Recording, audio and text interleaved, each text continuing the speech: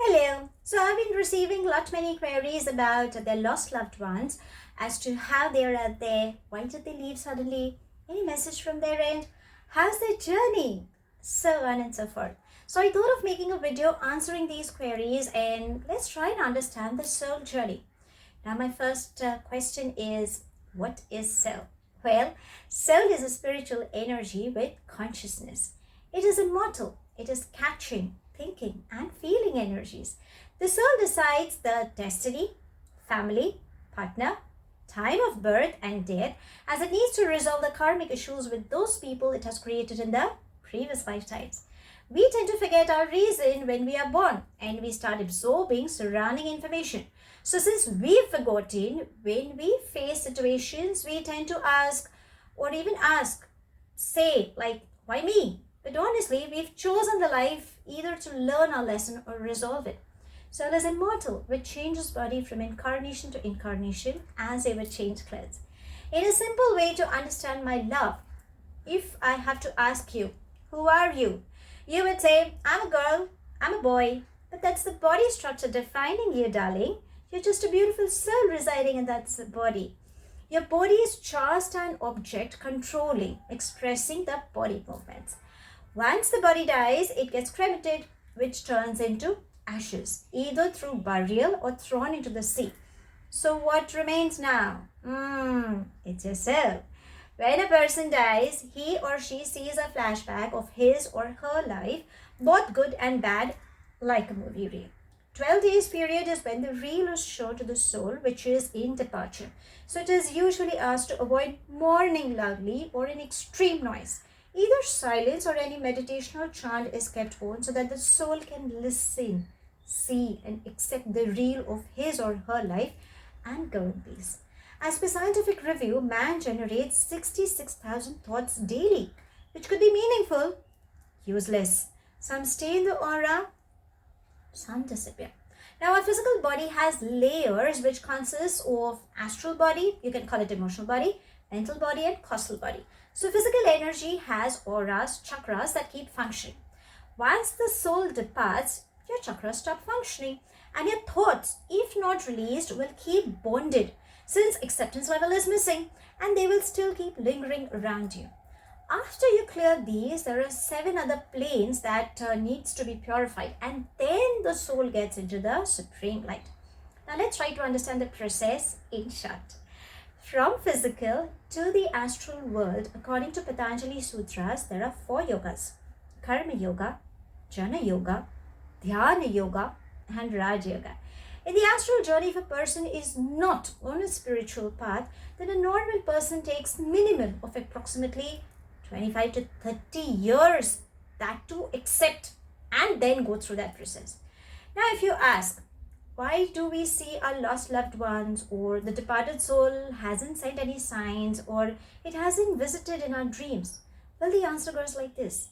In the astral journey, the departed soul and we as souls are moving around with them. As souls, we join when we are in deep sleep and our souls leave our physical body to join the astral body.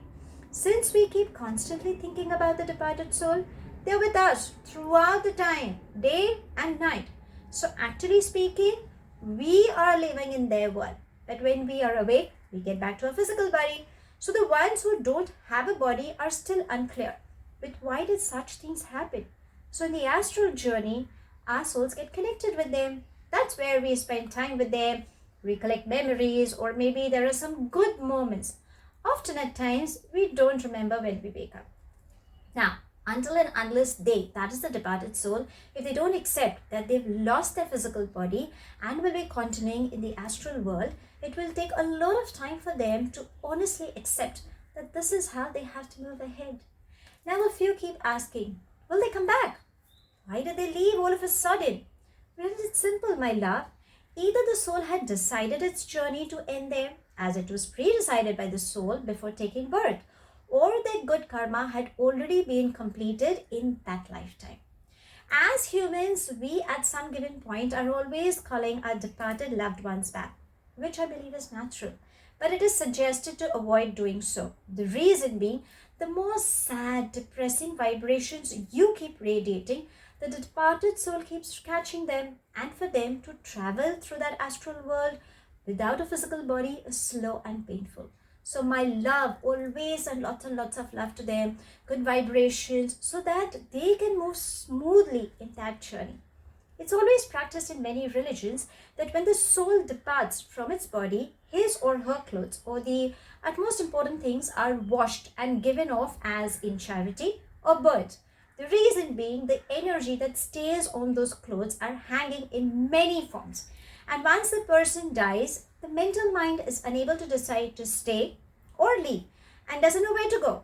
So once it doesn't have anything to come back, we are actually helping them to move ahead in their journey. Now, a few also ask about will we meet the departed soul in the next incarnation, or will they take birth in the coming generation? Answer is simple. If karmically the departed soul has neutralized the karma with you, it will not meet you in the next lifetime. Understand, soul decides in which life it has to reincarnate to neutralize its heavy karma. So that's where our bonding comes with our parents, our life partners, brothers, sisters, and even kids.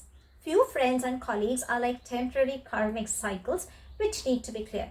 Supreme God's acceptance is required, then reincarnation comes. It takes time to go through the process, and soul also decides and takes time to choose the correct path. Soul decides in which lifetime it wants to neutralize the karma, since on earth all emotional baggage, physical pain it has to go through and maybe create new karmic cycles. So if the soul wants to neutralize in one lifetime, so be it. Sometimes soul may wait for years to decide if it wants to get reincarnated and go through the process yet again. Now remember, my darlings, divine always helps in getting you on track once you're in the physical body. But when you don't understand the signs, my love, or you ignore them, then you experience a bad phase. And that's where one tends to get into spirituality. So it's always a good habit to practice in both good and bad phases of your life. Now the question pops. How does one generate good karma? Or what can one do in this physical body to make the life after death process smooth? Well, always remember karma is generated by a person. Charity also helps in balancing good karmic deeds. Purification from within too helps, like proper breathing techniques, which are taught in yoga and pranic healing, exercising, controlling your thoughts, being honest to yourself and others, practicing meditation, self-love, and loving others too. Controlling one's mind is equally important, my love, as it tends to get conditioned by surroundings which may not be your thoughts, honestly speaking. When you radiate thoughts, it's karma, my love, but when it comes back, it's destiny. In short, you create your future and destiny in this lifetime. I hope I've helped in clearing few doubts and some answers if you could have been asking and seeking for in this video.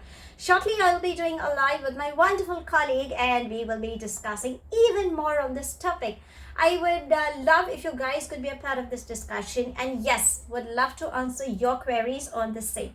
Kindly note, sweetie, there has been a reading about a departed loved one. I've already uploaded on my YouTube channel, but if there is anything else you wish to ask, please do join me. I'll see you soon, my love. Till then, stay happy, stay blessed.